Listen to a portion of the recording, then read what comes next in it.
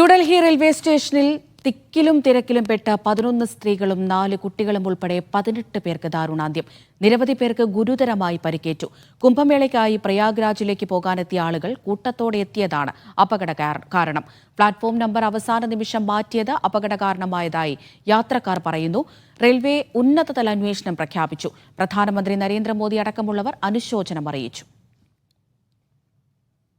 प्रयागराज गाड़ी लगाई गई थी हमसे पर 12-13 पे तो पब्लिक थी। कब तकरीबन बहुत भीड़ थी, 20,000 की भीड़ थी, 25,000 भीड़।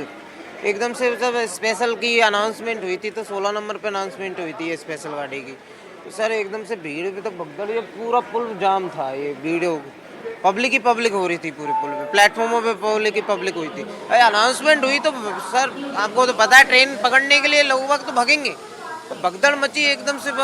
तो ये पुलों पे लेडीज, बच्चे, छोटे छोटे बच्चे, इनकी लाशें हमने खुद ने अपने हाथों से बीन के ले गए थे यहाँ से। सारे कुली भाई हम जुट गए थे। प्रशासन कम पड़ गया था, कहने का मतलब लापरवाही थी प्रशासन की। यहाँ पर कोई इतना ज़्यादा इंतजाम नहीं किया गया था. തൗഫീഖ് അസ്ലം വിവരങ്ങൾ നൽകാനായി ഡൽഹിയിൽ നിന്ന് തത്സമയം ചേരുന്നുണ്ട്. തൗഫീഖ്, നിരവധി പേർ ആശുപത്രിയിൽ ചികിത്സയിൽ കഴിയുന്നുണ്ട്. 18 പേരുടെ മരണം സംഭവിക്കുന്നു. ഏതായാലും റെയിൽവേ അന്വേഷണം പ്രഖ്യാപിച്ചിട്ടുണ്ട്. അത് ആ വഴിക്ക് നടക്കുമെന്ന് പ്രതീക്ഷിക്കുന്നു. ഈ ചികിത്സയിലുള്ള ആളുകളുടെ ആരോഗ്യനില എങ്ങനെയാണ്?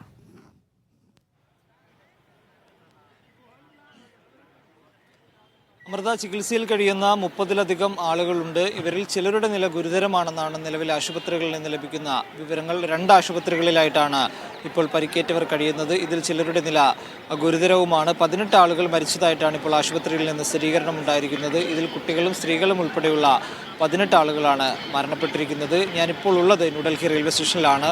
ഇവിടെയായിരുന്നു ഇന്നലെ വലിയ രീതിയിലുള്ള തിരക്ക് അനുഭവപ്പെട്ടത്. ഒരു 9:30-ക്ക് ശേഷമായിരുന്നു നിരവധി യാത്രക്കാർ ഒരുമിച്ച് റെയിൽവേ സ്റ്റേഷനിലേക്ക് എത്തിയത്. ഭൂരിഭാഗം ആളുകളും പ്രയാഗ്രാജിലെ കുംഭമേളയിൽ പങ്കെടുക്കാനായിട്ട് എത്തിയ ആളുകളായിരുന്നു. ഇവർ വിവിധ ട്രെയിനുകളിൽ പ്രയാഗ്രാജിലേക്ക് പോകേണ്ടതായിരുന്നു. എന്നാൽ ഇവർ പോകേണ്ടിരുന്ന 2 ട്രെയിനുകൾ റെയിൽവേ റദ്ദാക്കുകയും തുടർന്നായിരുന്നു ഇത്തരമൊരു ദുരന്തം ഇവിടെ ഉണ്ടായതെന്നുമാണ് നിലവിൽ നമുക്ക് ലഭിക്കുന്ന വിവരങ്ങൾ. 2 ട്രെയിനുകൾ റദ്ദാക്കിയതോടുകൂടി മറ്റു ട്രെയിനുകളിൽ പ്രയാഗ്രാജിലേക്ക് പോകാനായിട്ട് ആളുകൾ പ്ലാറ്റ്ഫോമിൽ തന്നെ തടിച്ചുകൂടുകയായിരുന്നു. അത് ഇത്രയും വലിയൊരു തിരക്കിന് കാരണമായി. കൂടാതെ ഇവിടെ ഉണ്ടായിരുന്ന ചില ട്രെയിനുകൾ പുറപ്പെടാനായിട്ട് 1 മണിക്കൂറിലധികം വൈകിയെന്ന് പറയുന്നു. അതും ഒരു തിരക്കിന് ഇടയാക്കിയിട്ടുണ്ട്. മറ്റൊരു പ്രധാനപ്പെട്ട ഒരു കാരണമായി പറയുന്നത് 12-ാം നമ്പർ പ്ലാറ്റ്ഫോമിലേക്ക് പ്രയാഗ്രാജിലേക്കുള്ള ഒരു ട്രെയിൻ എത്തുമെന്ന് ആദ്യം റെയിൽവേ അനൗൺസ്മെന്റ് ചെയ്തിരുന്നു. എന്നാൽ ആ ട്രെയിൻ എത്തിയത് 16-ാം നമ്പർ പ്ലാറ്റ്ഫോമിലായിരുന്നു, അതായത് ഏറ്റവും അവസാനത്തെ പ്ലാറ്റ്ഫോമിലായിരുന്നു. അതുകൊണ്ട് യാത്രക്കാർ 12-ൽ നിന്ന് 16-ലേക്ക് അവരുടെ സാധനങ്ങളുമായി വളരെ തിടുക്കപ്പെട്ട് തന്നെ 16-ാം നമ്പർ പ്ലാറ്റ്ഫോമിലേക്ക് ഓടുകയായിരുന്നു. ഇതാണ് അപകടത്തിന്റെ ആക്കം കൂട്ടിയത്. ഇവിടെ സ്ത്രീകളും കുട്ടികളും ഉൾപ്പെടെയുള്ള ആളുകൾ പടികളിൽ ഉൾപ്പെടെ മറിഞ്ഞു വീഴുകയും ബോധക്ഷയമുണ്ടായവർ വീഴുകയുമായിരുന്നു. തുടർന്ന് ഇവരെ മറികടന്നുകൊണ്ട് നിരവധി ആളുകൾ മുന്നോട്ട് പോയിരുന്നു. ഇതാണ് മരണത്തിന് കാരണമായതെന്നാണ് നിലവിൽ നമുക്ക് പോലീസിൽ നിന്നും അതോടൊപ്പം തന്നെ റെയിൽവേ പോലീസിൽ നിന്നെല്ലാം ലഭിക്കുന്ന വിവരങ്ങൾ. ആശുപത്രിയിൽ കഴിയുന്ന ആളുകളുടെ നില, ചിലരുടെ നില മാത്രമാണ് ഗുരുതരം. മറ്റു ചില ആളുകൾ ഇപ്പോൾ സുഖപ്പെട്ടു വരുന്നുവെന്നുകൂടി ആശുപത്രിയിൽ നിന്ന് വിവരങ്ങൾ ലഭിക്കുന്നുണ്ട്. ആദ്യഘട്ടത്തിൽ ഈ അപകടം റെയിൽവേ മറച്ചുവെക്കാനുള്ള ശ്രമം നടത്തിയെന്നുള്ളതാണ് ഇതിൽ ഏറ്റവും പ്രധാനപ്പെട്ട ഒരു കാരണം ഇവിടെ നടന്നിരിക്കുന്നത് തിക്കും തിരക്കുമല്ല, സാധാരണ നിലയിൽ ഉണ്ടായൊരു തിരക്ക് മാത്രമാണ്. ഇത് അപകടമായി ആരും ചിത്രീകരിക്കരുത്, സാമൂഹ്യ മാധ്യമങ്ങളിൽ ഉൾപ്പെടെ ഇത് അപകടമായി പ്രചരിപ്പിക്കരുത് എന്നുകൂടി റെയിൽവേ പറയുന്നുണ്ടായിരുന്നു. എന്നാൽ തൊട്ടു പിന്നാലെയാണ് 15 ആളുകൾ മരിച്ചു എന്ന് ആശുപത്രിയിൽ നിന്നും വിവരം വരികയും പ്രധാനമന്ത്രിയും അതോടൊപ്പം തന്നെ ലഫ്റ്റനന്റ് ഗവർണറും പ്രതിരോധ മന്ത്രിയും ഉൾപ്പെടെയുള്ള ആളുകൾ മരിച്ച ആളുകൾക്ക് അനുശോചനം അറിയിച്ച് രംഗത്തെത്തുകയും ചെയ്തിരുന്നു. ഇതോടുകൂടി ഈ മറച്ചുവെക്കാനുള്ള റെയിൽവേയുടെ ശ്രമം പൊളിയ കൂടി ചെയ്തിട്ടുണ്ട്. അതുകൊണ്ട്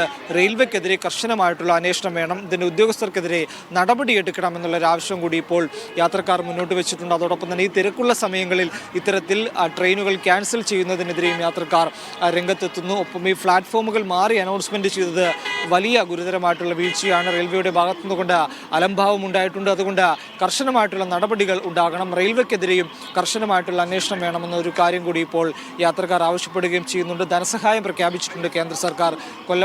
മരിച്ച ആളുകൾക്കും അതോടൊപ്പം തന്നെ ഗുരുതരമായി പരിക്കേറ്റ ആളുകൾക്കും സാരമായി പരിക്കേറ്റ പരിക്കേറ്റ ആളുകൾക്കുമെല്ലാം സർക്കാർ ധനസഹായം പ്രഖ്യാപിച്ചിട്ടുണ്ട്. 10 ലക്ഷം രൂപ കൊല്ലപ്പെട്ട മരിച്ച ആളുകൾക്ക് 10 ലക്ഷം രൂപയും അതോടൊപ്പം തന്നെ വലിയ പരിക്കുള്ള ആളുകൾക്ക് 2 ലക്ഷം രൂപയും ചെറിയ പരിക്കുള്ള ആളുകൾക്ക് 1 ലക്ഷം രൂപ വീതമാണ് സർക്കാർ ഇപ്പോൾ ധനസഹായം പ്രഖ്യാപിച്ചിരിക്കുന്നത്.